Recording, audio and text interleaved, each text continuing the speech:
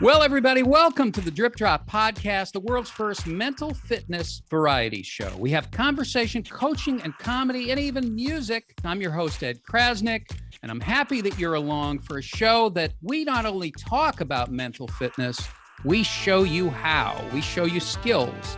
We have life experts who come in and teach. And we have simple exercises, tools of all kinds, very simple, that you can practice in the moment that can change the way that you relate to your thoughts and feelings. And that's what mental fitness is. It's something that you do every day. It's something that you have a choice about in every moment, and it'll change your life. Now, we're brought to you by the Drip Drop app, where you can learn from life experts all kinds of amazing skills and get rewarded for it. It is the world's first mental fitness app for Gen Z. Find out more about it at dripdrop.gg. A lot of podcasts are meant to be listened to by yourself. We invite you to all come into the same room, because when it comes to mental fitness, we're all at the same place. No one's ahead and no one's behind. Doesn't matter what age you are. Okay, parents and kids, grandparents, aunts and uncles all come together to watch our show. Today's show is especially about being out of sync. And I will tell you quite honestly, our show is really about the things you wish you knew as a kid. And for me, if I knew half of the things that I'm learning now, my life would have been a lot easier for me, because I was a kid who was always in his head. And I was a kid who was always feeling out of sync because of it. Okay.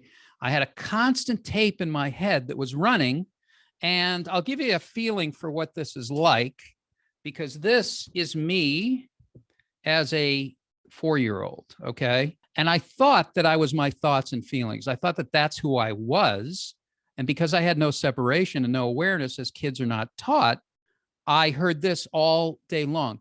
What if you're not good enough? What if you can't make it? What are you going to do? You're not a good student. And so this kid became very unhappy because he had that constant thing and didn't know a couple of basic things that we're going to talk about today. The show today is about being out of sync and getting back in sync. And when I say in sync, Monty, I'm not talking about the band In Sync. What I'm talking about is being in sync with yourself. And that means awareness of thoughts and feelings. So a few different points on this, okay? Number one, you're not your thoughts and you're not your feelings. Number two, notice your feelings. Notice your thoughts. No judgment, not good, not bad. Just watch what the feelings and thoughts are saying. Number three, notice if they're in the future or in the past. And you can label it and you can shout it out to yourself. Number four, you can choose a better thought. And even if your thought is for 1 second, it slows down the train, the bullet train of thoughts that we all have. Number five, go general with your thinking. Think of something that you love. I love the beach. I love my dog. I love the way these pants feel. I love this chair. Anything that you can do will get you back in sync. Okay. Mental fitness. We talk about mental fitness. You think about going to the gym. There's chin-ups. There's pull-ups. This is U-ups. I'm going to call it U-ups. So you can do these U-ups, which is sort of like exercises that you can do that are very simple, that will change the way you feel, change the way you think, change your day, change your life. Okay, so being in sync and being out of sync. Right now, I'm going to call in a friend who is a creator, a writer, a producer, a singer-songwriter. You're going to see him later in the show too. And I'm calling him in to teach us about proper lip syncing techniques. And so I asked my good friend, Grant Baciocco, to give us just some tips on proper lip syncing techniques. And I love what he says. Take a look. Like, you know what it is? And it's a good, I think, mental health thing too, is you go slow at the start.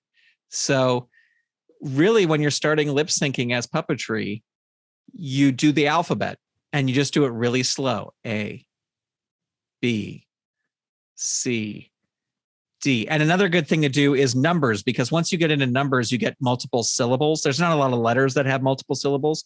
So if you're going 1, 2, 3, 4, you can do it even slower. But once you get to 20, then you have multiple syllables. Or I guess 18, the teens, you have multiple syllables. But 20 is 20, 21, 22, 23, 24. So slow down. That's the best way to get lip sync is to slow down. Great advice for life. If you think you're going too slow, go slower.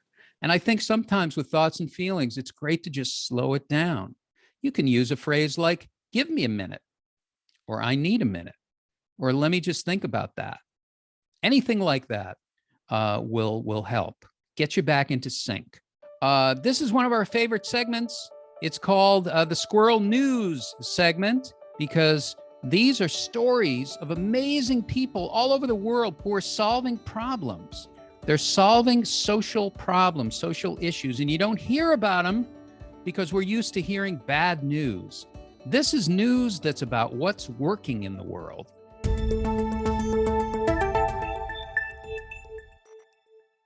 Squirrel-news.net is where you go. It's an app that curates solutions journalism from around the world. Every week we bring you these stories because we look at what's right with the world. Okay. Here is something interesting that we saw. This is a video game that can help you deal with your mental health and specifically depression. Take a look. Actual Sunlight is an autobiographical game that I made to capture my own experience with depression, but I never intended for it to be, something to promote or help people going through mental health issues. At the same time, I think a lot of people who played it found that it was such a genuine and sincere expression of what it's like to go through depression that ultimately it really did help them. To see a protagonist who was relatable, who was struggling with things which I could immediately identify with, really struck a chord with me. I don't think I'm ever communicating that I'm a mental health professional or anything of that sort, and I think art has to be able to address these difficult topics, and I believe that games are art. It made me confront a lot of my personal demons. It helped me identify what I was feeling, and it helped me articulate what I was feeling to mental health professionals, and really helped me on my path to getting a grip and getting a hold of my own mental health. Gamifying how we deal with our mental health is a big thing, and a big thing for Drip Drop, the app. Okay, this next story is really interesting. It comes to us from Utrecht. It is a small city in the Netherlands that is putting in this initiative. Every house is no more than 650 feet away from a playground, because part of the United Nations Declaration of Human Rights, it's Article 31. Look it up, everybody. We can show them, Monty. Article 31. Every child has the right to rest and leisure, to engage and play in recreational activities appropriate to the age of the child, and to participate freely in cultural life and the arts. And so here's a town that's actually innovating by building these playgrounds. So there's access for kids and access for parents and kids to go. So go to squirrel-news.net to see these stories and hundreds of stories about what's working and what's right with the world. It's called Solutions Journalism, and that's what Squirrel News is. And that's what we're about on the Drip Drop podcast, solutions. It's a pleasure to have my guest here today. He has over 2 million followers on TikTok, and this happened very rapidly during COVID. And he is a role model. He is tearing it up. And he is none other than Toiley T. Paper. Hi, I'm Toiley. Roll of toilet paper? Look, I don't know who needs to hear this, but I am not a marshmallow!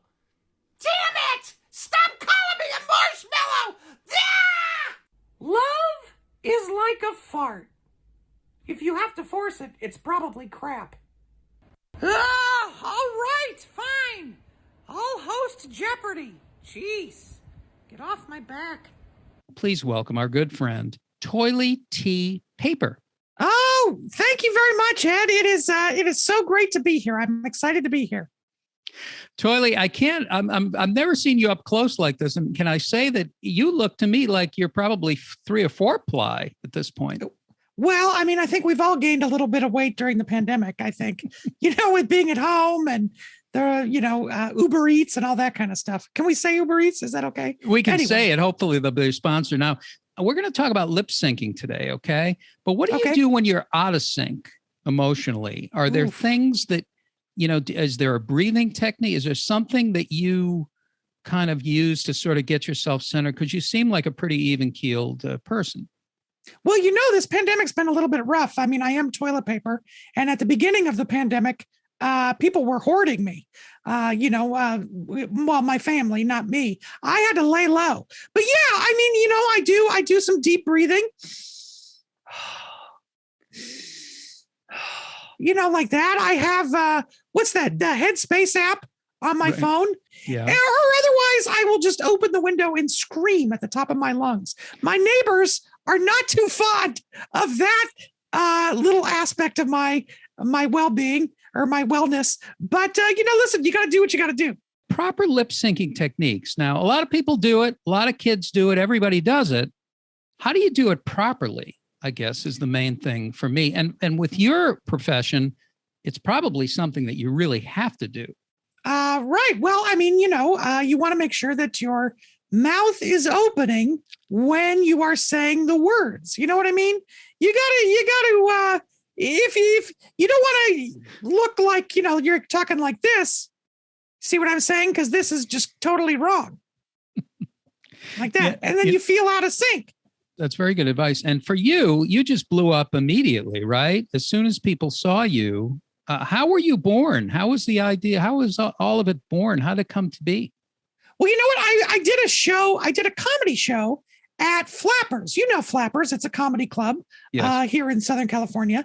Yes. And there was another performer on the show, and she is a bubble artist. She does like all these great, like big giant bubbles and everything. And so we became friends at the show, and I followed her on social media. And then she kept posting like, I have 8,000 followers on TikTok, or, I have 18,000 followers on TikTok. And then the numbers just kept going up. And I was like, what is this TikTok? I got to get on there. And so it was thanks to Megan that I downloaded the app and I got on there. And my whole goal was you could go live. You could do live streaming on TikTok if you got 1,000 followers. So that was my goal, was to get 1,000 followers. Well, I posted a couple videos, and in less than like 6 hours, I had 1,000 followers. It was crazy. And I could go live. And so now I just keep doing videos. And this year I'm really focusing on doing one video a day. That's my goal, posting one video a day. And now I have 2.2 million followers. That is a fantastic story. And this is what's great about the world today is you can really build up an audience very quickly. We're aspiring to do the same by having a guest like you. Certainly would help and does help. It's called the Toiley bump. You're going to get the Toiley bump. That's what it's called. I'm going to get the Toiley bump. You're not scared of feelings, are you? Oh, no. I mean, I'm an actor. I have to be able to have feelings and emotion. What's the most difficult one for you to express?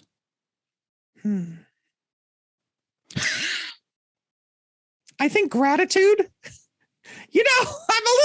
I will say I'm a little self-centered. So when something's going right, I'm like, yeah, it's going right because of me, and I should be grateful with the people around me who helped, so it's a little, sometimes I have trouble with that. Now, happy childhood growing up? Close to family?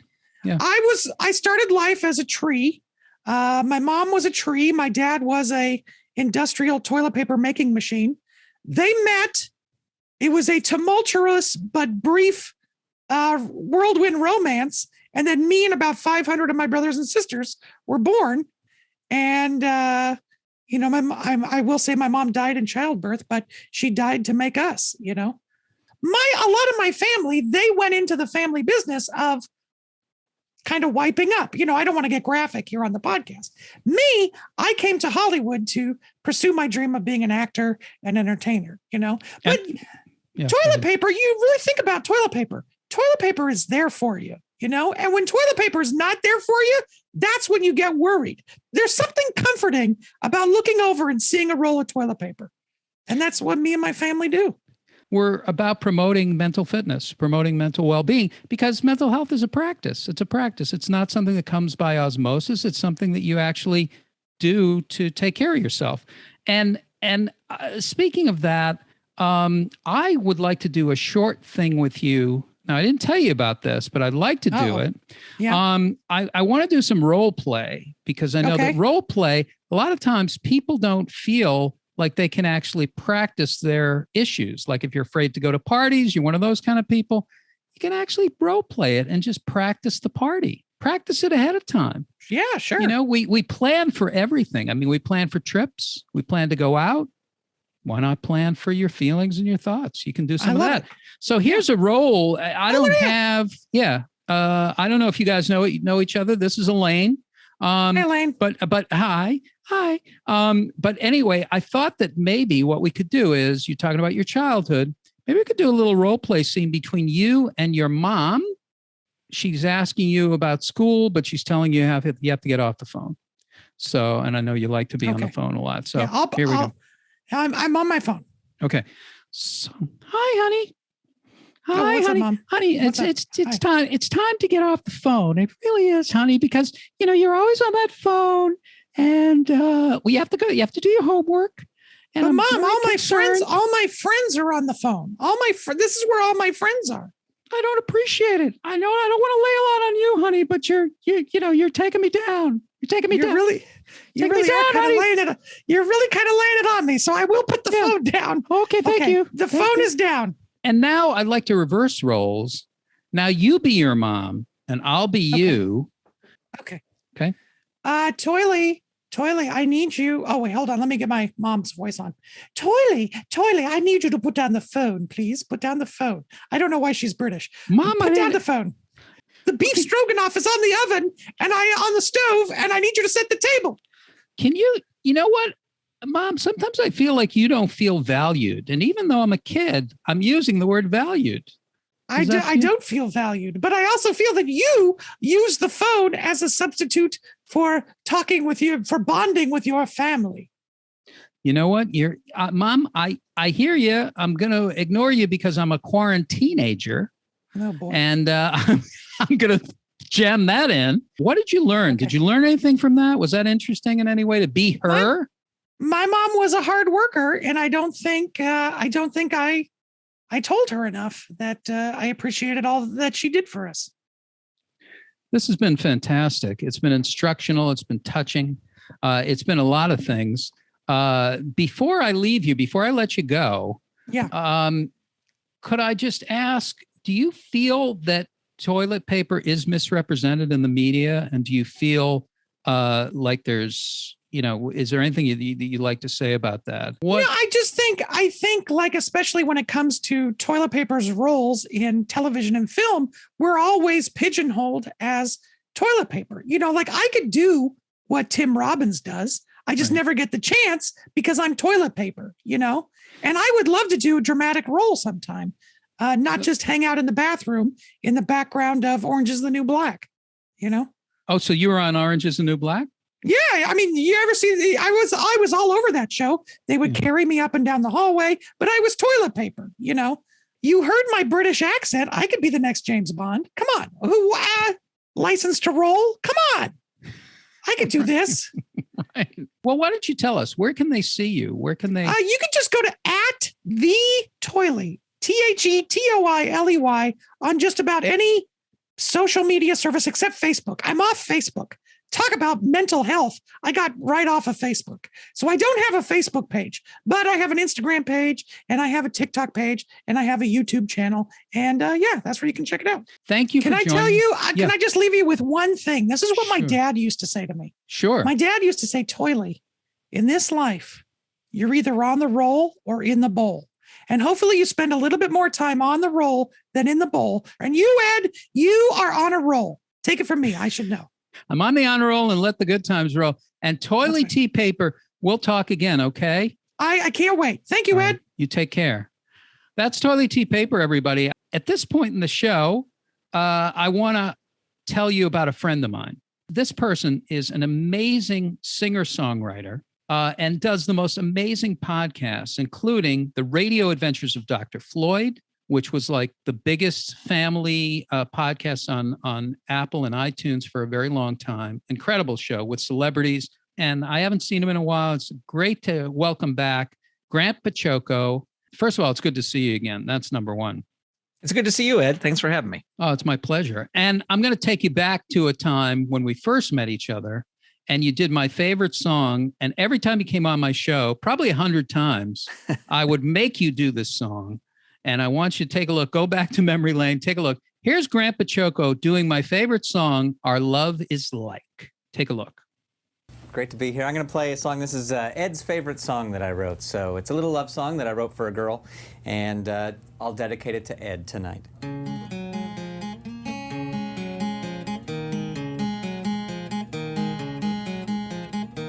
Our love is like a puppy dog, one that's just been spayed or neutered. We feel sad and we feel betrayed, and our genitals hurt. Our love is like the winter snow that surrounded the Donner Party. They were trapped and the snow began to mock them as they were forced to eat each other. Our love is like this because it's not very good.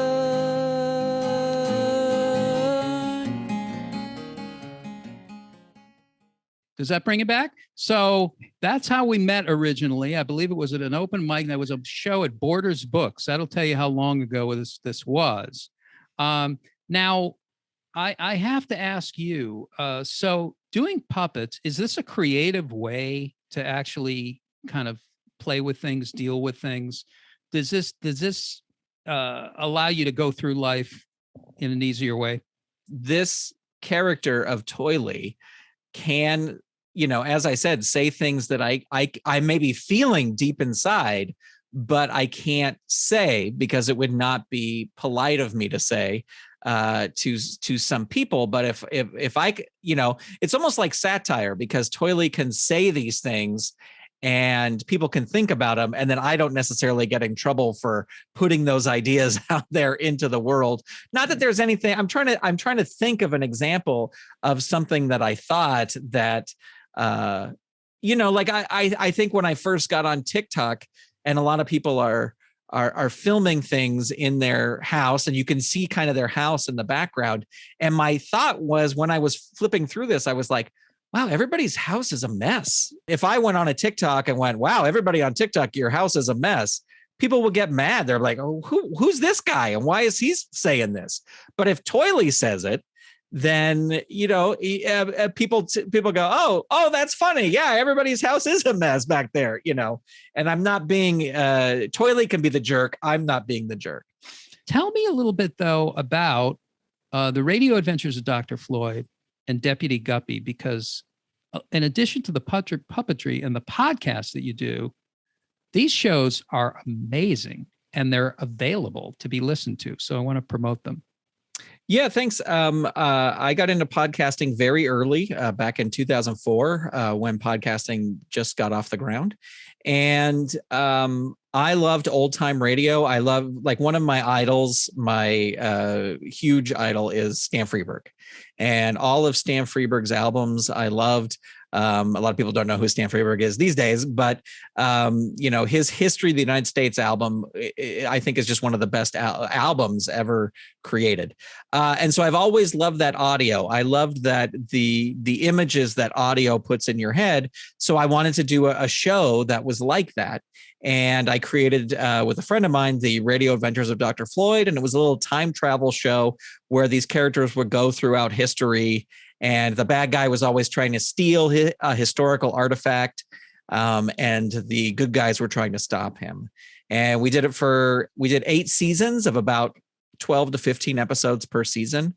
And even to this day, even though we're not currently making new episodes, it still gets about 3,000 downloads a week. Because I still put out, I just rebroadcast the old episodes. And then when that project ended, I really wanted to do a Western. And when I was in high school, I had created, I was into comic books, and I drew this comic book called Deputy Guppy, which was an underwater Western. They were all fish, and they rode seahorses. And I drew one issue. I'm not a great artist, but I really put a lot of time and thought into doing this. And when I was looking for a new show to do, I was like, oh, I could just do these characters that I created back in high school and make it into a Western. And so that's what I did. And what was really fun about that, I did 2 seasons of that show. And what was fun about that was I made it so that each episode had a surprise inside, had like a toy inside. And the toy was in the form of a PDF that you could download and print out and then cut out and color.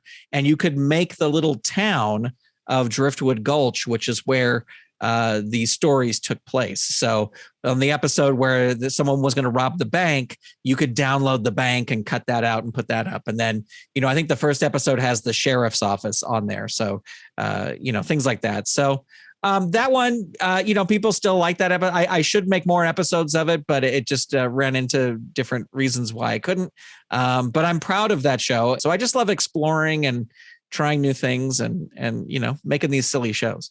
Wildly creative. That's how I describe you. Wildly creative and I'm remarkably even keeled, but maybe it has something to do with all the avenues of expression that you have. Or maybe it's just you're a happy person and I don't care for that, but I appreciate it anyway. Well, I tell you, I mean, I feel I worry about a lot of stuff. I'm very pessimistic. My wife will say that I'm extremely pessimistic because I'm just gonna be like, well, this is going to be a disaster. Whatever this is, this upcoming thing, it's just going to be a mess and it's going to be horrible. But also I've taken a lot of improv classes, and in improv classes, they teach you to be in the moment. And so I think a lot of that helps me where I observe a lot of things in the moment and I can deal with things that happen in the moment. But still, if you could see me about future things, I'm just like, oh, I'm not going to get this. This isn't going to work out, blah, blah, blah. But then throw myself into the creative stuff and I can kind of forget about all that. I do want to, before I say goodbye, I want to play a little audio from the radio adventures of Dr. Floyd because I think it's so good. Let's play, if you don't mind. There's a really great scene from Dr. Floyd with Stan Freberg because we did get Stan Freberg on the show. So, we can hear that. Let's play the Stan Freberg. Let's play a clip of that on the way out. And I can't thank you enough, both Grant Baciocco and Toiley Tea Paper for being with us tonight. It's time once again for America's favorite show, The Radio Adventures of Dr. Floyd, brought to you by drfloyd.com. Featuring special guest star Stan Freberg as Sherlock Holmes. As Dr. Floyd dashes back up the way he came, let us cut to the top of the cliff above the falls, where we find Sherlock Holmes coming face to face with his arch nemesis, who also happens to be Dr. Floyd's arch nemesis.